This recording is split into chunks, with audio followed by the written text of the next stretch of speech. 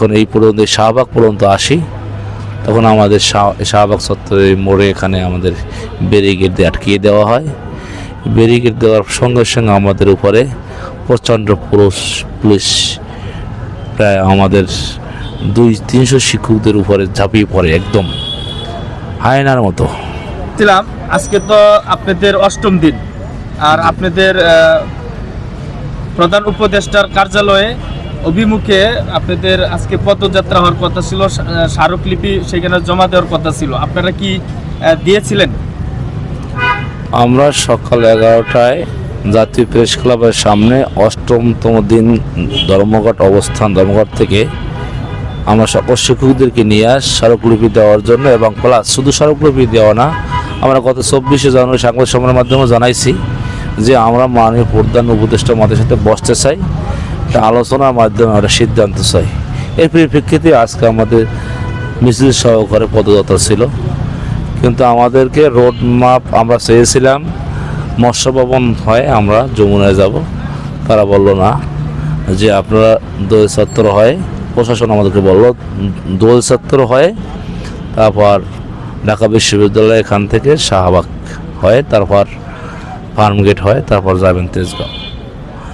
আমরা তাদের উপর আস্থা রেখি আমরা শান্তিপূর্ণভাবে যখন এই পর্যন্ত শাহবাগ পর্যন্ত আসি, তখন আমাদের শাহবাগ চত্বরের মোড়ে এখানে আমাদের ব্যারিকেড দিয়ে আটকিয়ে দেওয়া হয়।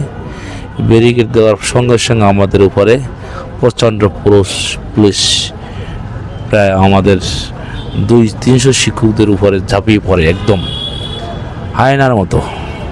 লাঠিচার্জ করতেছে, ওদিকে পানি নিক্ষেপ করতেছে, গরম পানি, ওদিক আরেকদিকে টিয়ার সেল নিক্ষেপ করতেছে, আর একদিকে আপনার লেগে সাউন্ড গ্রেনেড, আতঙ্ক সৃষ্টি করার জন্য মানুষের এমন শব্দ যাতে স্মৃতিশক্তি একদম বিনষ্ট হয়ে যায়, এমন অবস্থা তৈরি করছে রণক্ষেত্র।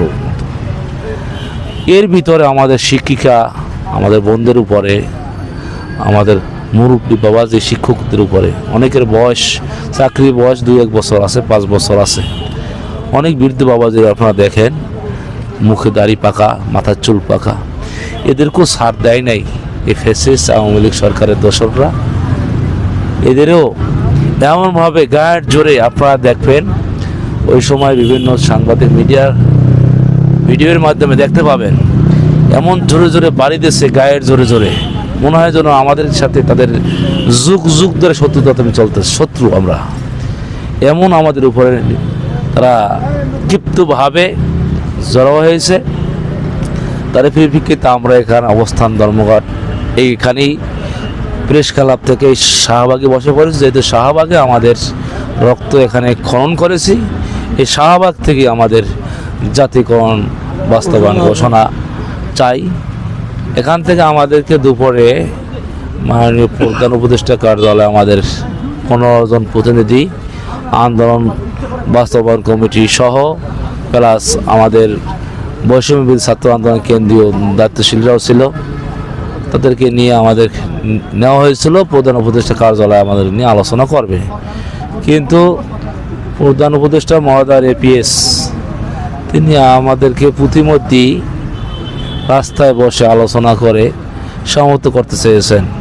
আমরা বলছি আমাদেরকে আর আনা হয়েছে কার্যালয়, কেন আমরা রাস্তায় সমাধান করতে চান? তাহলে আপনি আমাদের শাহবাগ চত্বরে যান, সেখানে গিয়ে সকল শিক্ষকদের মাঝে আপনি আলোচনার মাধ্যমে শিক্ষকদের বিদায় দেন। আমাদেরকে কার্যালয়ের কথা বলে ডেকে নিয়ে এখানে রাস্তায় সমাধান করতে চান। অর্থাৎ আপনার ভিতর কি ন্যূনতম সে আমাদের প্রতি সম্মানটুকু দেখানোর মতো কোনো ইচ্ছা নাই? এই সমস্ত নাটক বন্ধ করুন। আমরা আপনার কথা প্রত্যাখ্যান করলাম। আপনি আমাদের সাথে যে নাটক করেছেন, এটা আমরা কাম্য নয়। আমরা স্মারকলিপি নিয়ে গেছিলাম, কিন্তু স্মারকলিপি দেওয়ার আমাদের ভাষা নাই, তখন আর আমাদের সেই যুক্তিকতা নাই। তারপরও আমরা একটা কপি তিনি চেয়ে এনেছেন যে আমরা আমাদের বোঝার জন্য আপনারা কি দাবি করতেছেন বোঝার জন্য একটা দেন, কপি দেন, আমরা দিয়ে আসছি, কিন্তু মূলত আমাদের সেটা আনুষ্ঠানিক স্মারকলিপি নয়। এরপরে আমরা এখানে আবার অবস্থান করি। এখান থেকে শিক্ষা মন্ত্রণালয় থেকে আমাদেরকে দেখা হয়েছে, আবার আমাদেরকে সে প্রশাসনের গাড়িতে করে আবার 15 জন নিয়ে গেছে শিক্ষা মন্ত্রণালয়, গিয়ে দিয়ে সেখানে অতিরিক্ত সচিব, যুগ্ম সচিব, মাদ্রাসা শিক্ষা অধিদপ্তর ডিজি মহোদয় সেখানে ছিলেন। তারা আমাদের কথাগুলো শুনেছেন, বলছেন যৌক্তিক দাবি, তবে আপনাদের এই দাবি পূরণের জন্য আমাদের সিদ্ধান্ত দেওয়ার ক্ষমতা নাই।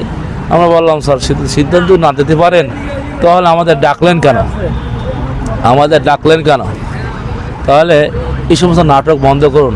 আপনারা ইচ্ছে করলে মাননীয় শিক্ষা উপদেষ্টার মাধ্যমে আমাদের সমাজ দিতে পারতেন, কিন্তু শিক্ষা উপদেষ্টা মহোদয় আমাদের সামনে না এসে, সচিব মহোদয় আমাদের সামনে না এসে আপনারা আমাদের সামনে আসছেন, আপনারা সেটা দিতে পারবেন না, তাহলে আমাদের ডাকলেন কেন? অতএব এই সমস্ত নাটক চলবে না। আপনারা অল্পেতেই আমাদেরকে বিদায় করুন, আমরা শাহবাগ অবস্থান করতেছি, আমরা দাবি আদায় নিয়ে আমরা বাড়ি যাবো না। কষ্ট হয় গোসলের। আচ্ছা, আরেকটা বিষয়, আপনারা সকালবেলা অনেক ভালো দেখেছি, হাঁটতে পারতেছেন, কিন্তু আপনার মানে এমন সিরিয়াস অবস্থা দেখতেছি যে 2 জনের কাঁধে ভর দিয়ে দাঁড়িয়েছেন। তো আপনি তো এই মুহূর্তে আপনার রেস্ট নেওয়া দরকার বা হাসপাতালে ট্রিটমেন্ট নেওয়া দরকার, তো আপনি যে যাচ্ছেন না কেন? আমি আন্দোলন বাস্তবায়ন কমিটির সদস্য সচিব, জি। আমার এই জন্যই আমার উপরে বেশি পুলিশ টর্চার করেছে। তারপর আমাকে নিয়ে গেছে, আপনি কি লাঠি চার্জ করছেন? আমাকে লাঠিচার্জ করেছে, আমাকে নিয়ে যাওয়া হয়েছে। জানে যে এখানে আমার শিক্ষকরা শুয়ে আছে, আহত শিক্ষকরা শুয়ে আছে, অনেকের স্যালাইন চলছে, তোমার সাক্ষাৎকার ওখানে হয় না? অথচ